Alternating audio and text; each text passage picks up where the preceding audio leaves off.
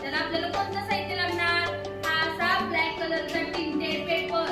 नंतर तुम्हाला काल पाठवलेलं दहीहंडीचा आकाराचा टिंटेड पेपरचा आकार काढून आणा.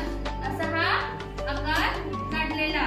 नंतर चिकटवण्यासाठी फेविकॉल, स्केच पेन, रंगीत वेगवेगळ्या टिकल्या आणि थोडासा कापूस. हे साहित्य आपल्याला काय दहीहंडी सजवण्यासाठी लागणार आहे. आता आपण सुरू करूया.